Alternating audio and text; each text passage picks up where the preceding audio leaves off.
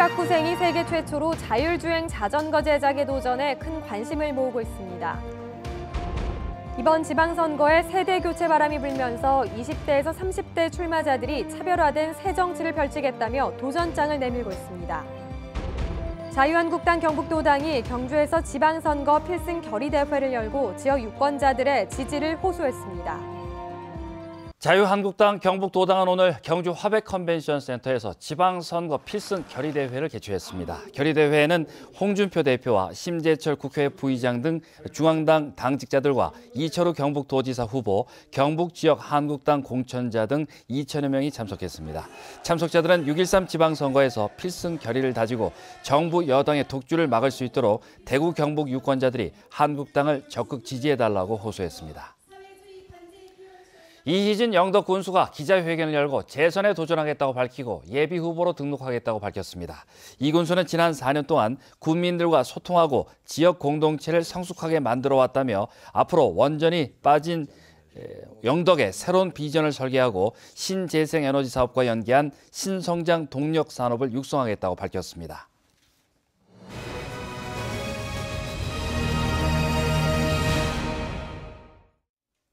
6.13 지방선거 연속기획 동네 일꾼 제대로 뽑읍시다 순서입니다. 경북에서도 광역 기초의회에 세대 교체 바람이 불고 있는데요. 20대 후반, 30대 초반의 청년들이 기성세대와 차별화된 새 정치를 펼치겠다며 도전장을 내밀었습니다. 이규설 기자가 후보들을 만나봤습니다. 진한 에스프레소 향이 가득한 포항의 한 카페에 풋풋한 정치 신인들이 모였습니다. 소속 정당은 다르지만 지역에서 새로운 정치를 펼쳐보겠다며 도전장을 내민 청년들입니다. 젊은 나이에 정치를 하겠다고 하니 주변에 반대도 많았지만 지역 정치를 바꿔보겠다는 열정을 꺾을 수는 없었습니다. 집에서 많이 만류하셨습니다. 왜 힘든 길을 가냐고. 그렇지만 누군가는 가야 되는 길이고 이번에 청년이 정치에 참여해야 된다고 생각을 했기 때문에 결혼 정년기가 돼서 이제 시집가서 아기도 좀 낳고 하지 왜 무슨 정치냐. 그 처음엔 그런 말씀을 하셨는데 지금은 이제 많이 지지를 하시는 편입니다. 젊은 후보들이 정치판에 뛰어든 이유는 무엇보다 기성세대와는 차별화된 정치를 하고 싶어서입니다. 돈 없고 백 없고 지방대학교 나와도 당당히 할 수 있다는 자신감과 그런 용기와 희망을 드리기 위해서 젊은 패기와 열정을 가지고 출마하게 되었습니다. 문화 예술을 접목한 거리 형성과 또 아울러서는 어떤 지역구 자체에서 여성들의 그 활동이 많이 결여되어 있기 때문에 어떤 그런 활동을 같이 이제 소통하면서 또 형성하며 좋은 활동들을 많이 하고 싶어요. 여기에다 젊은이들이 대도시로 떠나가는 현실을 더 이상 바라보고만 있을 수 없다는 절박함도 작용했습니다. 포항 출신인데 학업이나 여러 가지 이유로 포항을 떠난 사람들이 다시 포항으로 돌아와서 살 수 있는 선택권 정도는 있는 도시여야 이 도시가 발전할 수 있고 미래가 있고 가능성 있는 도시라고 생각을 했습니다. 그래서 그렇게 만들어 가자는 화두를 던지고 그렇게 실행을 하려고 제가 출마하게 되었습니다. 바깥에는 주변에는 계속 빌딩이 생기고 아파트가 생기는데 저희 구도심은 갈수록 사람도 없어지고 청년도 더 없어집니다. 이 청년들이 다시 올 수 있는 동네를 한번 만들어 보자 제가 한번 출마하게 되었습니다. 지역의 미래를 스스로 개척해 보겠다며 젊은이들이 도전장을 내밀었습니다. 과연 이들이 정계 입성에 성공해 지역 정치의 새바람을 불러일으킬 수 있을지 주목됩니다. MBC 뉴스 이규설입니다. 더불어민주당이 경주 지역에서 처음으로 민주당 경북도의원 후보를 내 관심을 모으고 있습니다. 더불어민주당 경북도당은 경주지역위원회 을지키기 민생실천위원회 김동선 위원장을 경북도의원 경주시 1선거구에 공천해 예비후보 등록 절차를 밟고 있다며 경주에서는 민주당 도의원 후보 출마가 처음 있는 일이라고 밝혔습니다. 포항 형산강 수노염과 관련해 대구지방환경청과 한국환경공단 조사단이 포항을 찾아 현장 실무조사를 실시했습니다. 포항시는 중금속 오염이 가장 심각한 것으로 나타난 구무천의 오염 퇴적토 준설과 토양 복원, 생태성 복원 등을 위해 대구지방환경청과 한국환경공단이 현장 조사를 실시했다고 밝혔습니다.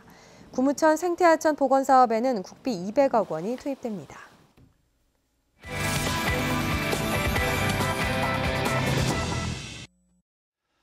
포항은 단편 영화제가 열리고 독립영화 전용관이 있어 다양한 영화를 접하기 좋은데요. 젊은 단편 영화인들의 최근작을 볼 수 있는 행사가 포항에서 열리고 있습니다. 김수민 아나운서입니다. 당신에게 극장은 어떤 곳입니까?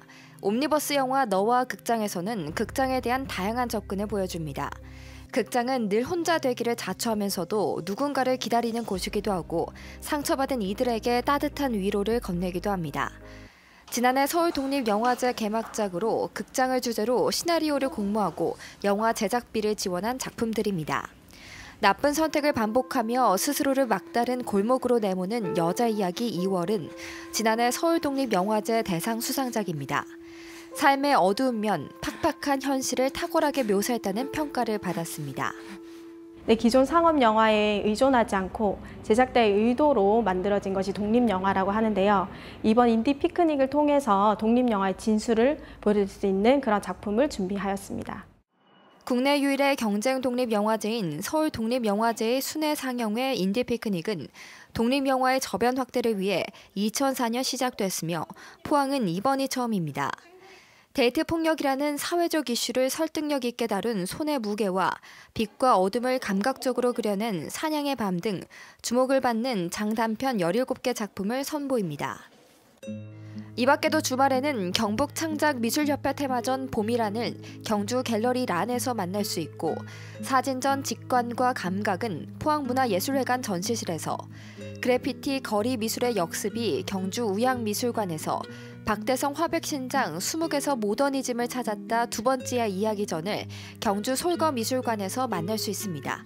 MBC 뉴스 김수민입니다. 포항 대흥중학교 학생들이 수학여행을 간 경기도 여주시 한 콘도에서 음식을 먹은 뒤 집단 식중독 증세를 보여 관련 당국이 현장 조사에 나섰습니다. 여주시와 포항시 등에 따르면 수학여행 코스로 여주시 A콘도에 머문 대흥중학교 학생 170명 중 20명이 구토와 설사 등 식중독 증세를 보여 용인 제1메디병원에서 치료를 받았습니다. 포항시 북구보건소는 수학여행을 다녀온 학생들을 상대로 역학조사를 실시할 계획입니다. 한국수산자원관리공단 동해본부는 제6회 바다식목일을 맞아 포항 구룡포 아라광장에서 기념식을 열었습니다. 기념식에서는 바다환경보호에 앞장서온 유공자들을 대상으로 표창식이 열렸고 바닷속과 위판장에 널려있는 폐기물도 수거했습니다. 오늘 낮 기온이 크게 오르면서 따뜻한 봄 날씨가 이어졌습니다. 주말인 내일은 흐린 가운데 오후부터 봄비가 내리고 바람도 강하게 불겠습니다. 안수진 기상캐스터입니다. 오늘도 맑은 하늘에 햇빛이 강하게 내리쬐면서 따뜻한 봄 날씨가 이어졌습니다. 미세먼지 농도도 보통 수준을 보이면서 공기가 깨끗했는데요. 주말인 내일 역시 미세먼지 농도 좋음에서 보통 수준으로 봄나들이 즐기시기 좋겠습니다. 다만 오후부터는 빗방울이 떨어지기 시작하겠는데요. 경북 동해안 지역과 울릉도 독도에 10에서 40mm의 봄비가 쏟아지겠습니다. 외출 시에는 우산 꼭 챙기시기 바랍니다. 내일부터 모레까지 바람도 강하게 불겠습니다. 시설물 관리와 안전사고에 유의하시기 바랍니다. 자세한 내일 날씨 알아보겠습니다. 내일 대체로 흐리다가 오후부터 비가 내리겠습니다. 아침 기온 13도에서 16도, 낮 기온은 20도에서 21도입니다. 울릉도와 독도 역시 오후부터 빗방울이 떨어지겠습니다. 아침 기온 울릉도 15도, 독도 14도, 낮이 되면 울릉도 17도, 독도 16도입니다. 동해상에는 내일까지 안개가 짙게 끼겠습니다. 오후부터는 비가 내리겠는데요. 바다의 물결 동해 중부해상에서 최고 2.5m, 동해 남부해상에서 최고 2m로 일겠습니다. 내일 저녁부터 시작된 비는 일요일 오전까지 땅을 적시겠고요. 기온은 꾸준히 20도를 넘으면서 따뜻하겠습니다. 날씨였습니다. 경북도는 울릉군과 함께 11월까지 관광객이 울릉도 근현대사와 자연유산을 체험하는 생생문화제 사업을 실시합니다. 이를 위해 울릉군 도동리 일본식 가옥을 역사문화체험센터로 만들어 문화재와 울릉도 근현대사의 만남이란 주제로 일제 수탈 역사와 자연유산 해설 등 다양한 프로그램을 운영합니다. 세계에서 가장 긴 현수교로 세워지는 터키의 차나칼레 1915 대교가 포스코 철강제로 지어집니다. 포스코는 터키 강구조물 제작업체와 양해각서를 맺고 두께가 6mm 이상인 주탑용 후판 3만 5천 톤을 공급하기로 했다고 밝혔습니다. 차나칼레 1915 대교는 거리 2천여 미터의 세계 최장 현수교로 터키 공화국 수립 100주년을 맞는 2023년에 완공될 예정입니다. 네, 이상으로 포항 MBC 뉴스데스크를 마치겠습니다. 시청해주신 여러분 고맙습니다.